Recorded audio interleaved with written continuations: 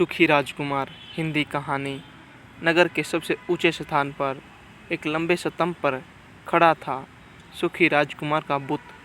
ऊपर से नीचे तक उस पर खरे सोने की बारीक परत चढ़ाई गई थी। आँखों के स्थान पर थी दो दमकती हुई नीलमणियाँ और एक बहुत बड़ा लाल माणिक्य चमचमाता था उसकी तलवार की मुठ पर। वास्तव में वह बहुत प्रशंसित था।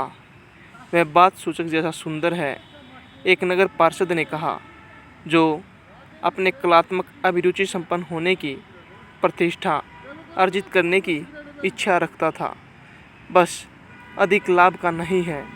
डरते हुए कि कहीं लोग उसे अव्यवहारिक ही न समझ ले, उसने बात को आगे बढ़ाया। भले ही वह अव्यवहारिक था नहीं, तुम सुखी राजकुमार जैसे क्यों नहीं हो सकते? एक समझदार माँ ने अपने नन्हे बालक से पूछा, जो चांद मांग रहा था। सुखी राजकुमार कभी कुछ नहीं मांगता। मुझे खुशी है कि दुनिया में एक आदमी तो ऐसा है जो काफ़ी खुश है। एक निराश व्यक्ति अद्भुत बुत को ताकते हुए बुदबुदाया। वह बिल्कुल कोई देवदूत सा लगता है। चमकदार सिंदूरी चोगों पर उजले सफ़ेद अप्रन पहने हुए चरस से लौटते हुए चैरिटी स्कूल के बच्चों ने कहा, तुम कैसे जानते हो? गणित अध्यापक ने पूछा, तुमने तो कभी देवदूत को नहीं देखा। हाँ, हमने देखा है अपने सपनों में, बच्चों का जवाब था। और गणित अध्यापक की भरगुटी तन गई। वह बहुत कठोर दिखाई देने लगा, क्योंकि उसे बच्चों का सपने देखना पसंद नहीं था। एक रात शहर में एक नन्हा अबाबिल उड़ आया। उसके मित्र 6 सप्ताह पहले मिस्र जा चुके थे, लेकिन वह रुक गया था क्योंकि उसे एक अत्यंत सुंदर सरकंडी से प्रेम हो गया था। वह उससे वसंत ऋतु के आरंभ में मिला था, जब वह नदी के ऊपर उड़ रहे एक बड़े पीले पतंगे का पीछा कर रहा था और सरकंडी की पतली कमर पर इतना मंत्रमुग्ध हो गया कि उससे बात करने के लिए वहीं रुक गया था। क्या मैं तुमसे प्यार कर सकता हूँ? बिना लाग लपेट के अपनी बात कहने वाले अबाबिल ने कहा था, और सरकंडी ने भी उसे झुककर अभिवादन किया था। अतः वह सरकंडी के इर्द गिर्द मंडराता रहता था, पानी को अपने परों से छूते हुए और नदी में चांदी सी लहरें उठाते हुए। यही था उसका प्रणय निवेदन, और यह ग्रीष्म ऋतु तक चला था। यह तो हास्यास्पद लगाव है, अन्य अबाबिलों ने चहकते हुए कहा। सरकंडी के पास कोई धन तो है नहीं, और ऊपर से रिश्तेदारी भी बहुत है, और सचमुच नदी तो सरकंडों से अटी पड़ी थी। इसलिए पतझड़ के आते ही सब अबाबिल फुर हो गए। उनके चले जाने के बाद उसने अपने आप को बहुत अकेला पाया और अपनी प्रेयसी से भी उकताने लगा था। यह वार्तालाप तो करती ही नहीं है। मुझे डर है यह कहीं छिनाल तो नहीं, क्योंकि यह तो सदा हवा से ही चुहलबाजी करती रहती है। और यह सच भी था कि हवा चलती तब सरकंडी अत्यंत शालीन अभिवादन करती हुई दिखाई देती थी। मैं मानता हूँ कि वह बहुत घरेलू है, उसने कहा, लेकिन मुझे तो घूमना फिरना पसंद है, और परिणाम स्वरूप मेरी पत्नी को भी घूमना फिरना पसंद होना ही चाहिए। क्या तुम मेरे साथ चलोगी? अंततः उसने उससे कहा, लेकिन सरकंडी ने सिर हिला दिया, क्योंकि उसे अपने घर से बहुत लगाव था। तुम मेरे साथ खिलवाड़ करती आई हो। रोते हुए उसने कहा, मैं पिरामिडों के देश जा रहा हूँ। और वह उड़ गया। वह सारा दिन उड़ता रहा। तब रात को वह शहर पहुँचा। मैं रहूँगा कहाँ? उसने कहा। मुझे आशा है शहर ने मेरे रहने की तैयारी की है। तभी उसे ऊंचे स्तंभ पर बुत दिखाई दिया। वहाँ रहूँगा मैं, वह चिल्लाया। बहुत बढ़िया जगह है यह, खूब ताज़ा हवादार। इसलिए उसने सुखी राजकुमार के पैरों के ठीक बीचों बीच अपनी उड़ान को विश्राम दिया। मेरा शयन कक्ष तो सुनहरा है।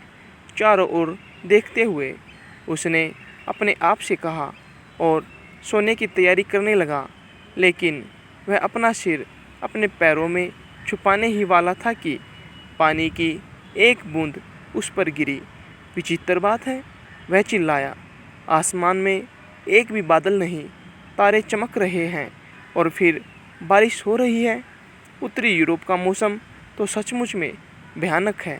सरकंडी को भी बारिश बहुत पसंद थी, लेकिन वह तो केवल उसका स्वार्थ था। तभी एक और बूंद गिरी। अगर बारिश से भी न बचा सके तो बुत किस काम का, उसने सोचा। मैं कोई अच्छा चिमनी पॉट ढूंढता हूँ। फिर उसने वहाँ से उड़ जाने का निर्णय किया, लेकिन पंख पसारते ही तीसरी बूंद भी उस पर गिरी और उसने ऊपर देखा। ओह!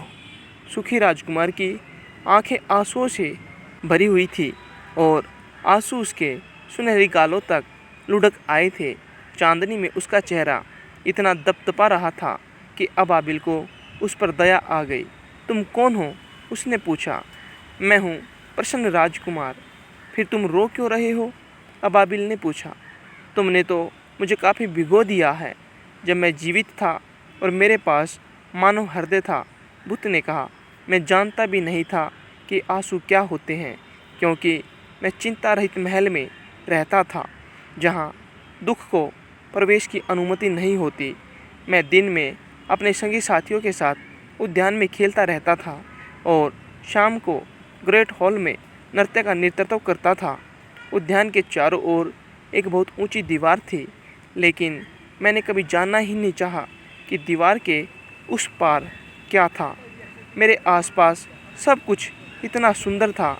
मेरे दरबारी मुझे सुखी राजकुमार कहकर पुकारते थे और मैं सचमुच बहुत प्रसन्न भी था।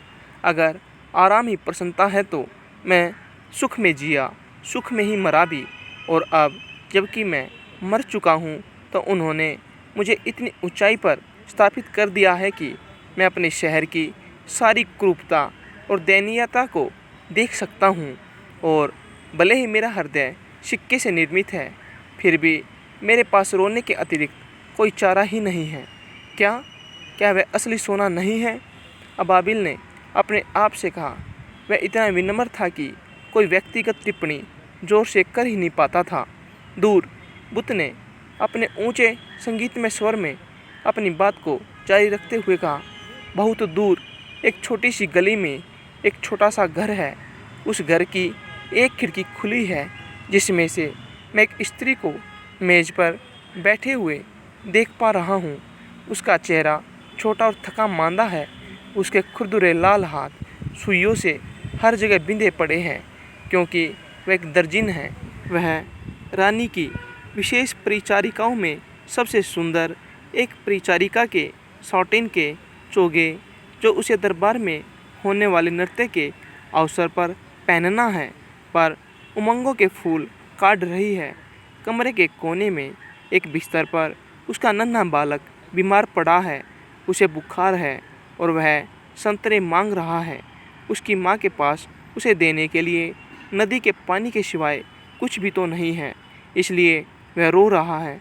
अबाबिल, अबाबिल, नन्हे अबाबिल, क्या तुम मेरी तलवार की मुठ वाला माणिक्य उस दर्जिन को नहीं दोगे?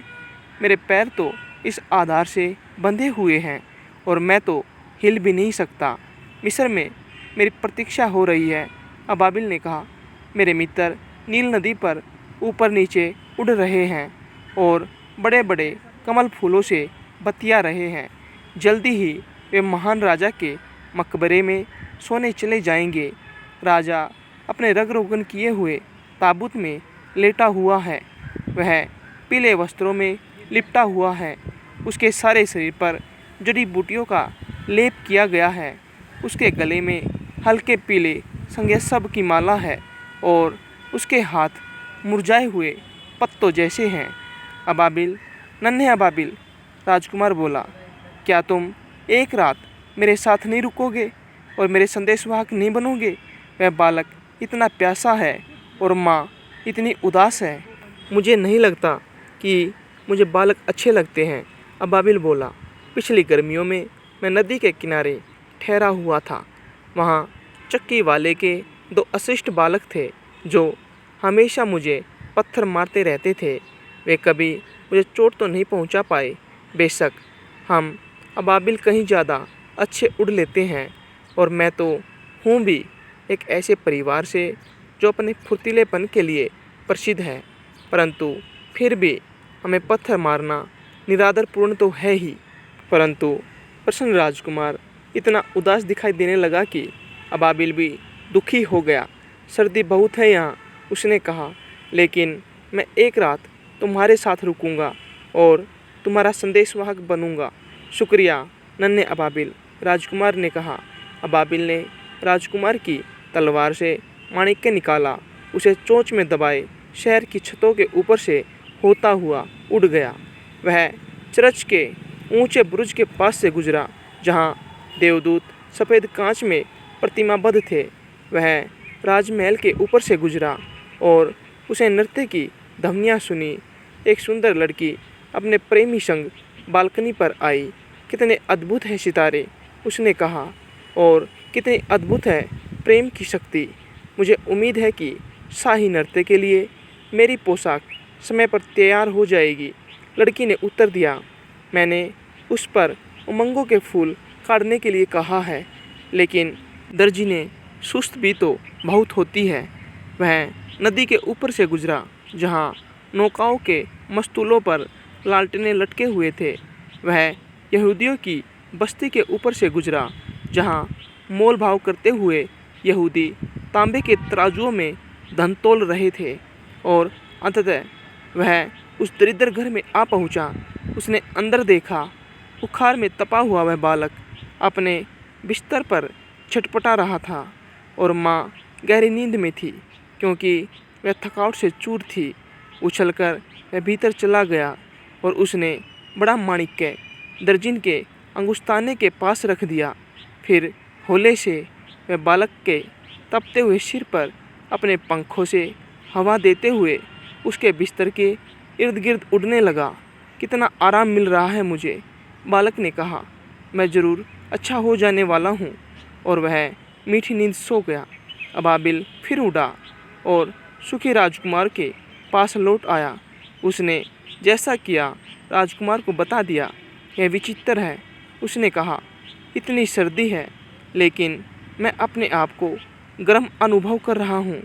ऐसा इसलिए हो रहा है क्योंकि तुमने एक अच्छा काम किया है, राजकुमार ने कहा। नन्हा अबाबिल चिंतन करने लगा और सो गया। चिंतन सदा उसे सुला देता था। पो फटते ही वह जाकर नदी में नहाया। कितनी विचित्र घटना है, पक्षी विज्ञान के एक प्रोफेसर ने पुल पार करते हुए कहा। अबाबिल और सर्दियों में, और उसने इस विषय पर एक लंबा पत्र स्थानीय समाचार पत्र के लिए लिखा। सब ने इस पत्र को उद्धृत किया। इस पत्र में इतने शब्द थे कि लोग इसे समझ ही नहीं पाए। आज रात मैं मिस्र चला जाऊंगा, अबाबिल ने कहा, और वह वहां से अपने चले जाने की संभावना से अत्यंत उत्साहित था। उसने सभी सार्वजनिक स्मारक देखे और बहुत देर तक चर्च के मीनार पर बैठा रहा। वह जहाँ भी जाता चिड़िया चहचहाती और एक दूसरे से कहती, कितना विशिष्ट अजनबी है, और उसे बड़ा मज़ा आ रहा था। चांद निकलते ही वह सुखी राजकुमार के पास जा उड़ा। क्या मिस्र में करने के लिए तुम्हारे पास कोई काम है? वह चिल्लाया।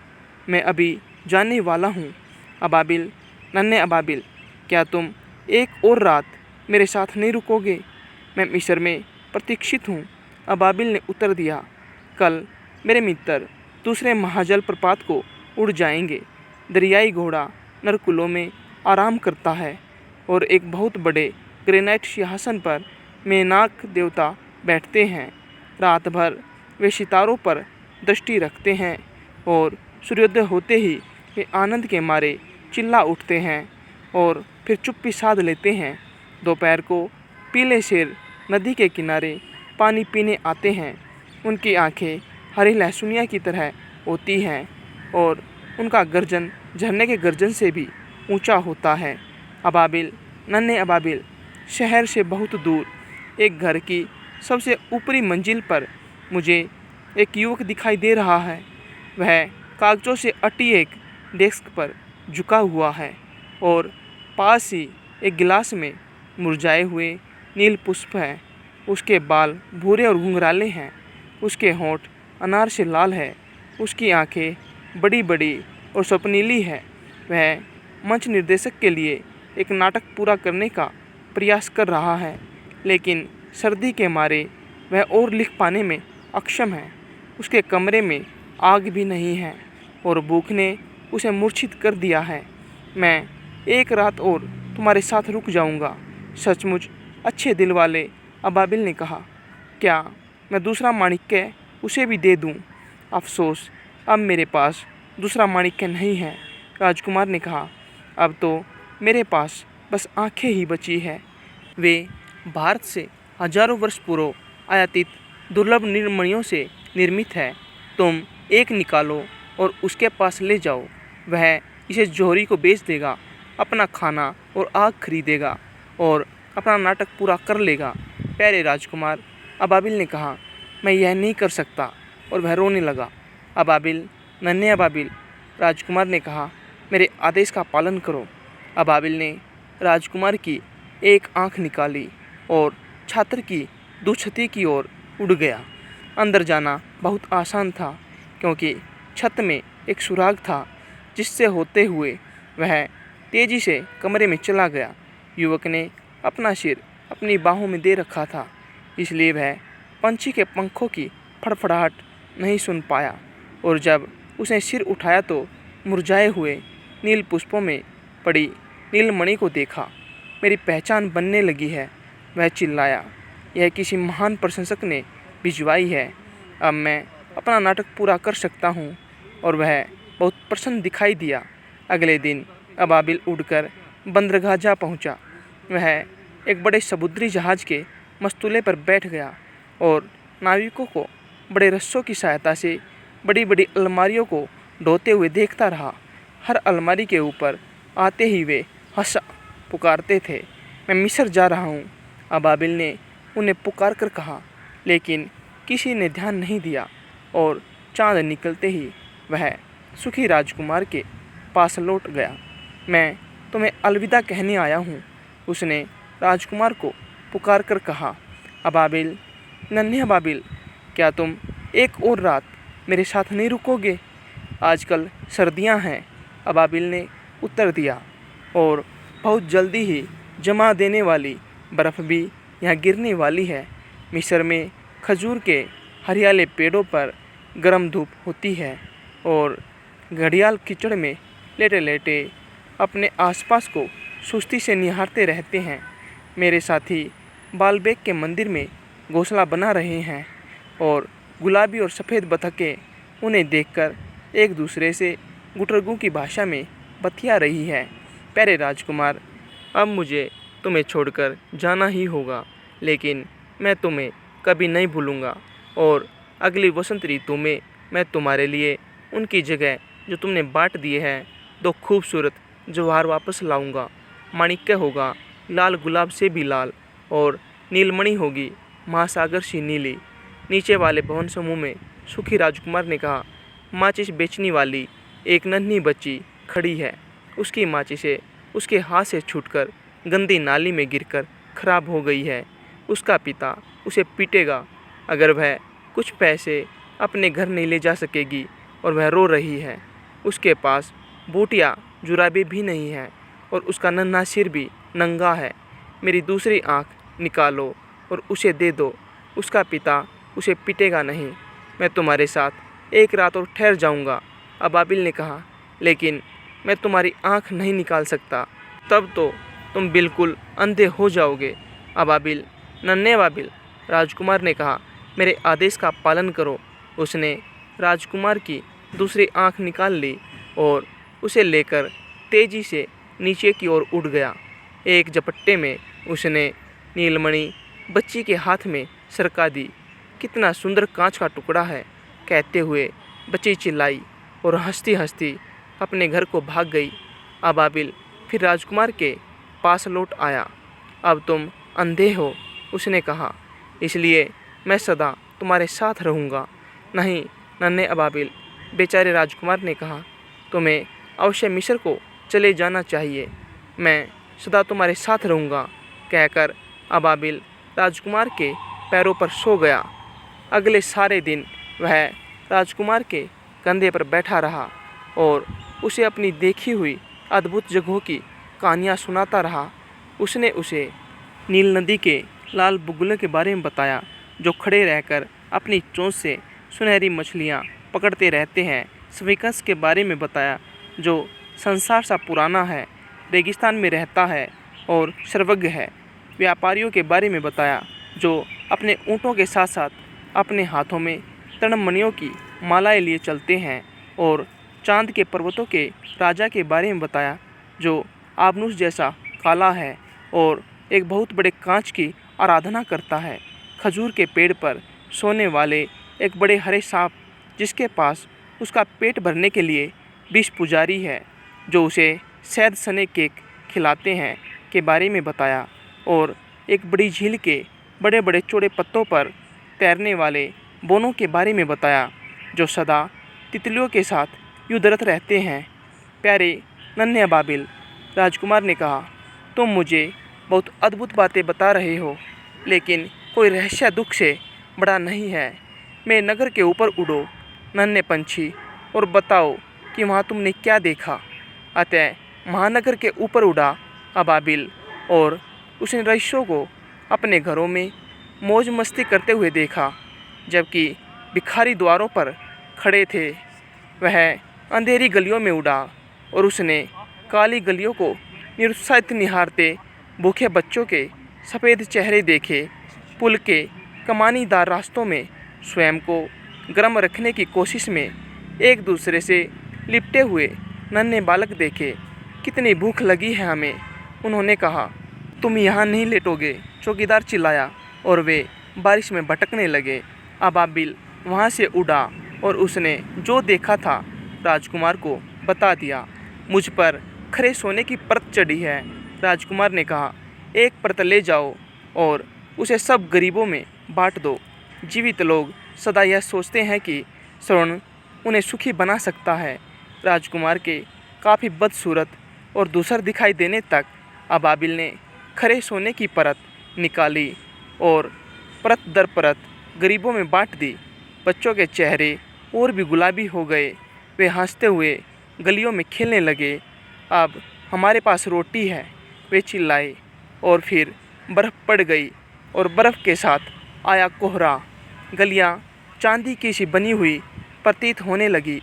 वे इतनी चमकदार थी, कांच की तलवारों जैसे हिमलंब घरों की छतों पर लटकते दिखाई देने लगे। सब लोग फर पहने घूमने लगे। नन्हे बालक सिंदूरी लाल टोपियाँ पहने स्केटिंग करने लगे। बेचारा नन्हा अबाबिल सरद से सरदतर होता गया, लेकिन वह राजकुमार को छोड़कर जाने वाला नहीं था। वह उससे बहुत प्यार करता था। बेकर की नज़र बचाकर उसने बेकर के दरवाजे के बाहर पड़े ब्रेड के टुकड़े इकट्ठे कर और अपने पंखों को फड़फड़ाकर अपने आप को गर्म रखने की कोशिश की, परंतु अंततः वह जान गया कि वह मरने वाला है। अब उसमें बस एक बार राजकुमार के कंधे तक उड़ने की ताकत बची थी। अलविदा प्यारे राजकुमार, वह बुदबुदाया। क्या तुम मुझे अपना हाथ चूमने दोगे? मुझे खुशी है कि तुम आखिर मिस्र को लौट रहे हो, नन्हे अबाबिल, राजकुमार ने कहा। यहाँ तुम बहुत देर तक रुके हो, लेकिन तुम मुझे होठों पर चूमो, क्योंकि मैं तुम्हें बहुत प्यार करता हूँ। मैं मिस्र नहीं जा रहा हूँ, अबाबिल ने कहा। मैं तो मरण के घर जा रहा हूँ। मरण नींद का ही तो भाई है, क्यों? उसने सुखी राजकुमार के होठों पर चूम लिया और उसके पैरों पर मृत गिर गया। उसी समय बुद्ध के अंदर से किसी चीज़ के चटकने की सी अजीब आवाज़ आई, मानो अंदर कुछ टूट गया हो।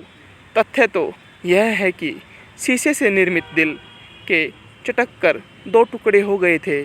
निश्चय ही कोहरा बहुत भयानक रूप से निष्ठुरा था। अगली सुबह नगर पिता नगर पार्षदों के साथ नीचे के भवन समूह में शेयर कर रहा था। स्तंभ के पास से गुजरते हुए उसने बुद्ध को देखा। कितना भद्दा दिखाई दे रहा है सुखी राजकुमार, उसने कहा। सचमुच बहुत भद्दा, नगर पार्षद चिल्लाया, क्योंकि वे सदा नगर पिता से सहमत रहते थे और वे सब उसे देखने के लिए ऊपर चले गए। माणिक्य उसकी तलवार से गिर चुका है और उसकी आंखें भी चली गई है और अब वह सुनहरा भी नहीं रहा। नगर पिता ने कहा, वास्तव में वह तो किसी भिखारी से भी गया गुजरा है। नगर पार्षदों ने भी हाँ में हाँ मिलाई और वास्तव में यह रहा उसके पैरों पर गिरा हुआ मृत पंछी। नगर पिता ने अपनी बात जारी रखते हुए कहा, हमें एक उद्घोषणा करवा देनी चाहिए कि पंछियों को इस स्थान पर मरने की अनुमति नहीं है। नगर लिपिक ने उसके सुझाव को नोट कर लिया। सुखी राजकुमार के बुत को खींचकर गिरा दिया गया, क्योंकि अब वह सुंदर नहीं है, इसलिए वह किसी काम का भी नहीं है। विश्वविद्यालय के कला प्राध्यापक ने कहा, बुत को भट्टी में पिघला दिया गया है, यह निर्णय करने के लिए कि धातु का क्या किया जाए।